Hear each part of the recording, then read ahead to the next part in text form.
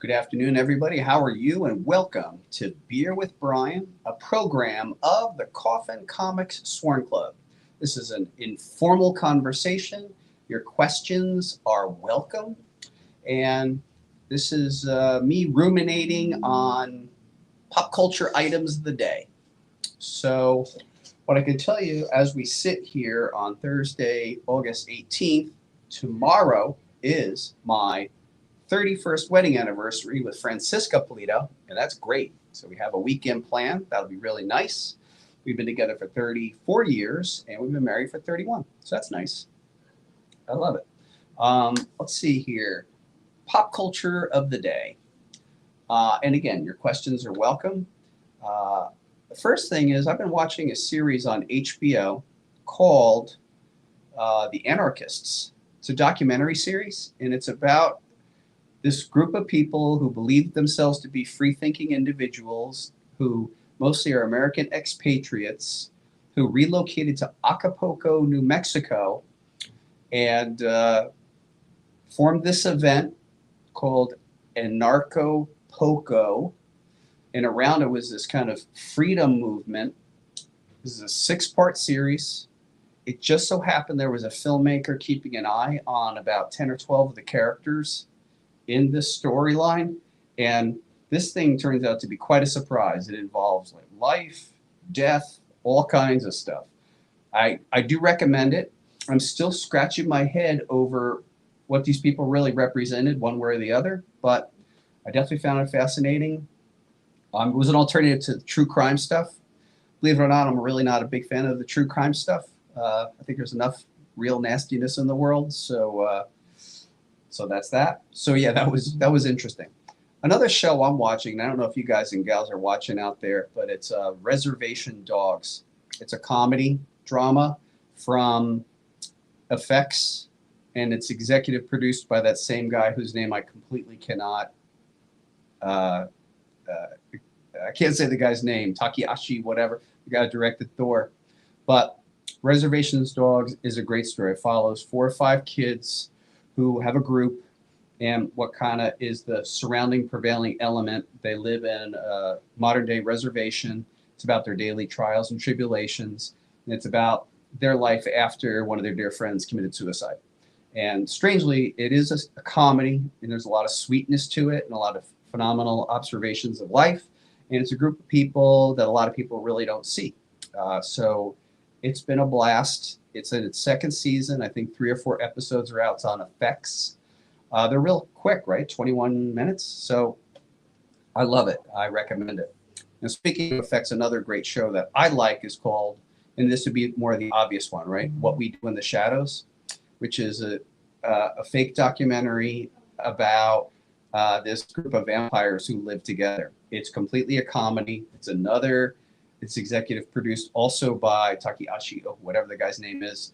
And it's based on the film he made years ago, What We Do in the Shadows, which is just the best. I don't know what you could say about it other than it's phenomenal. I think it's on its 4th season. I hope it's renewed again.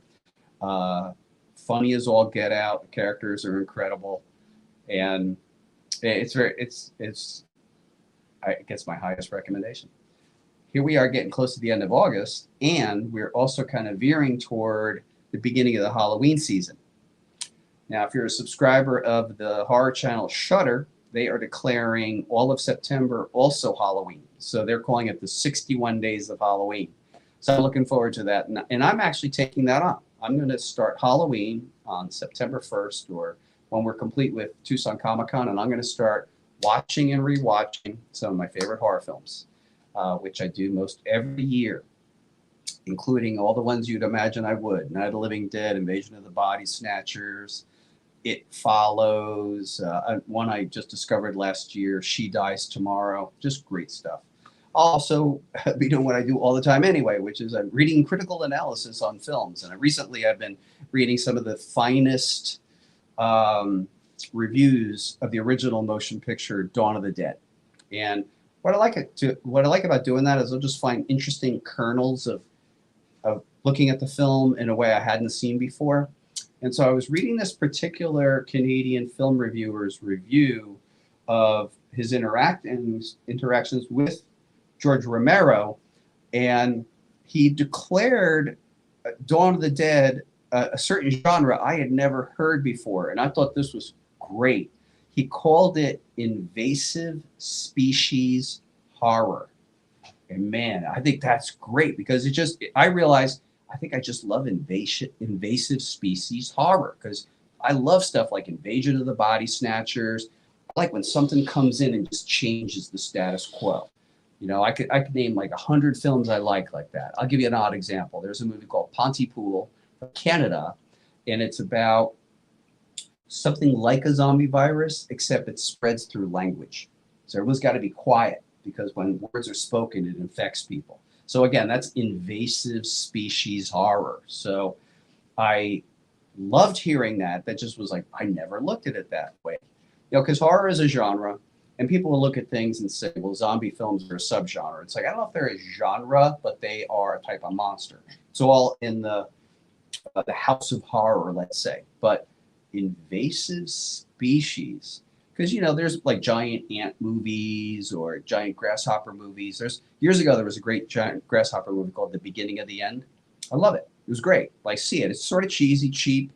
There you see shots of grasshoppers crawling up buildings, and really all it is a photograph of a building that they're crawling up, but still great. So I love that idea, invasive species horror and how it takes over us. Love it. All right, so I've been sort of pontificating for a couple of minutes here. Are there any questions out there people might have?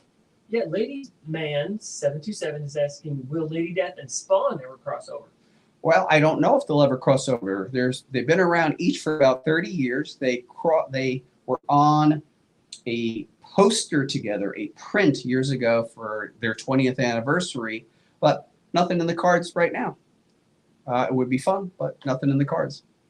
Andrew is asking, are you going to have a booth at Tucson Comic Con? Is Coffin Comics going to have a booth at Tucson Comic Con? It's Coffin Comics' 15th anniversary. We are coming out. We are flexing.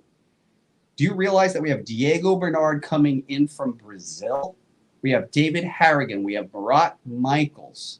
We have Mike DiBalfa. We have all these amazing, magnificent contributors. Coffin Comics has a 20-foot booth. We're bringing in all the cool banners. We have Diego Bernard seated right next to us. Hell yeah, we're going to have a booth. Yeah, that's what it's all about. Hell yeah. We're getting ready. Here it comes.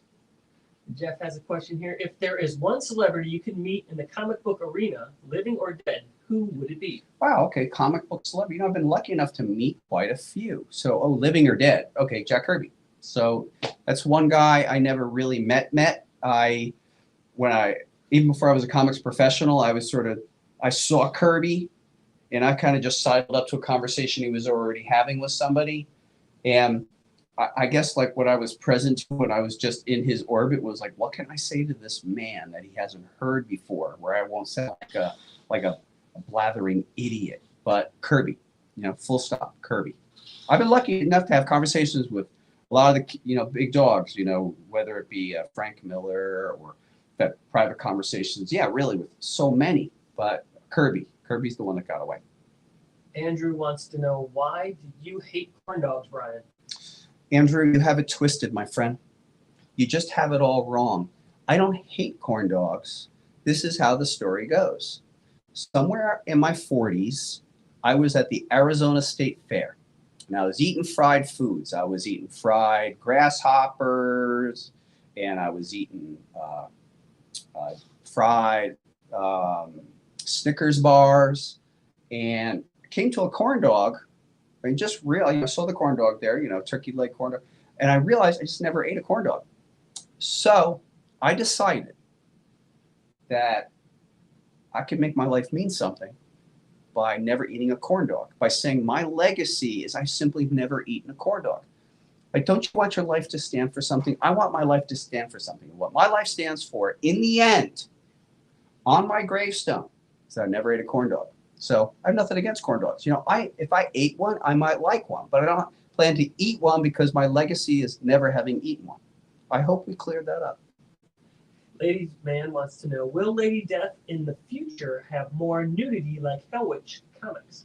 Lady Death in the future will not have more nudity like Hell Witch in the comics. That's it. You know, all these different characters, you'll notice like with La Muerta, we really don't deal with nudity and much at all.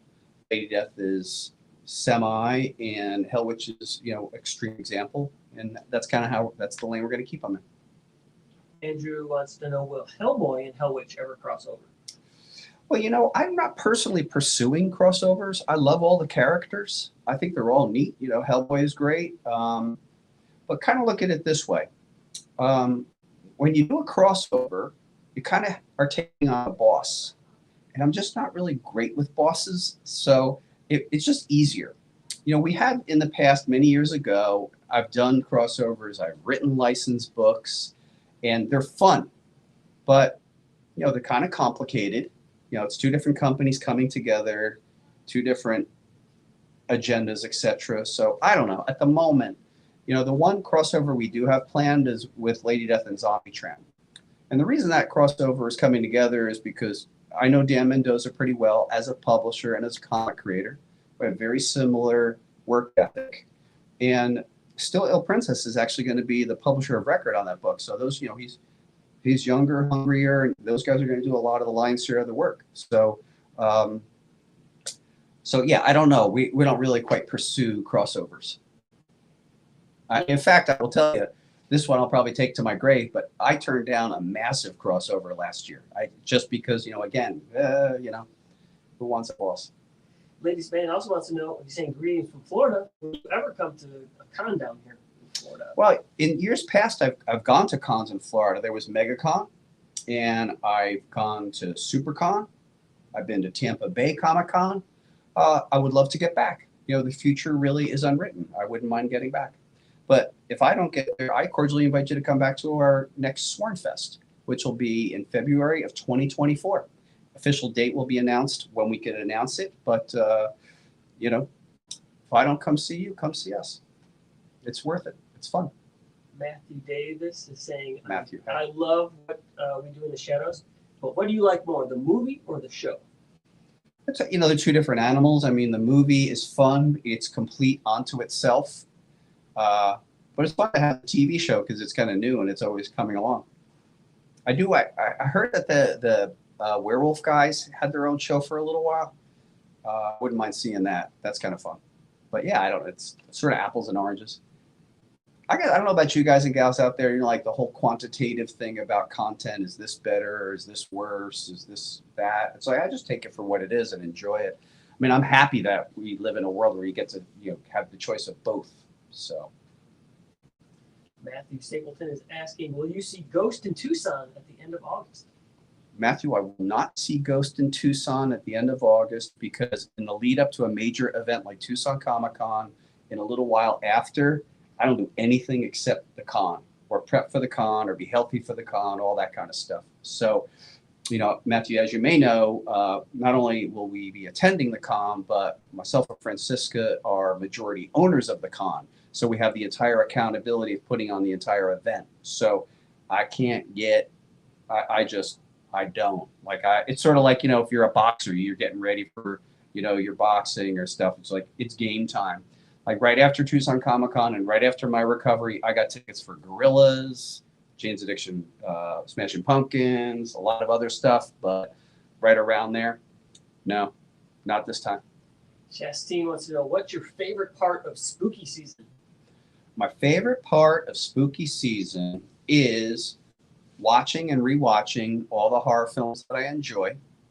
Now, you have to understand that, again, the aforementioned Tucson Comic Con, we're owners, so we actually have not been able to celebrate Halloween meaningfully for about 6 or 7 years because we're in like full on that. Historically, that's the week before Tucson. Formally, we held it in the first weekend in November. But I do enjoy the holiday. I do enjoy going to parties. I do enjoy dressing up. So kind of like everybody.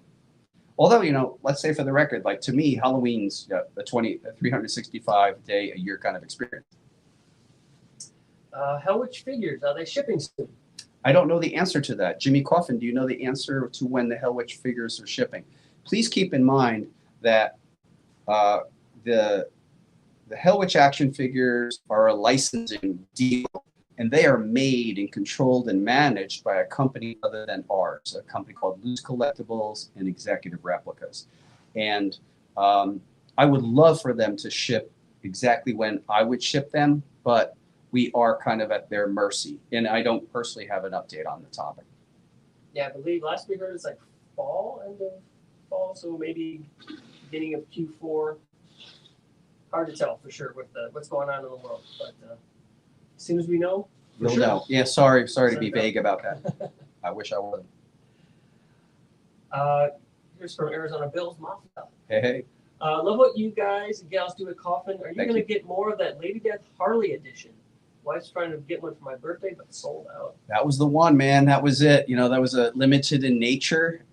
Please stay tuned for things like our vault to see if we have any spares coming up.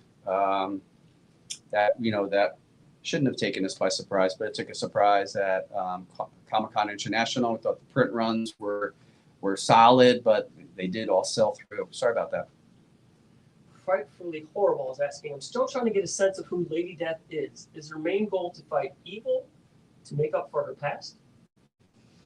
I think that Lady Death's story over the course of 30 years is ultimately a story of persistence. So she generally fights evil.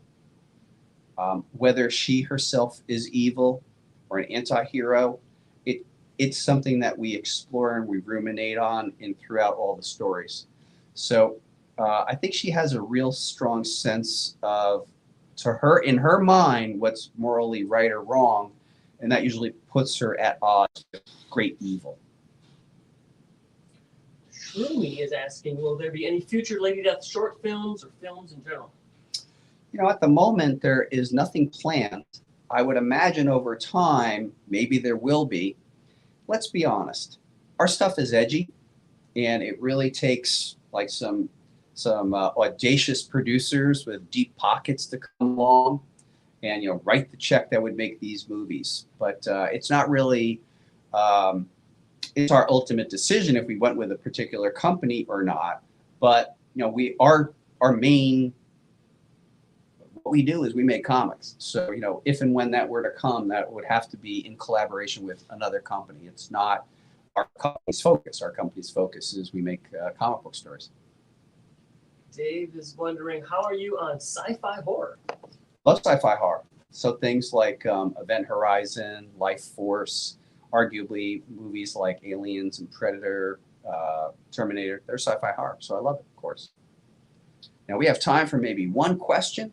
Because believe it or not only is Beer with Brian coming to a close, it'll be time for me to sign. Okay, let's see if there's one. One juicy one.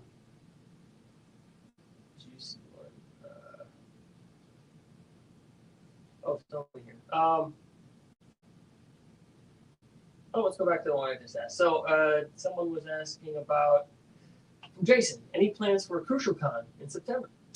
Thank you for asking. So yes, Crucial Con will be occurring in September beginning September 23rd.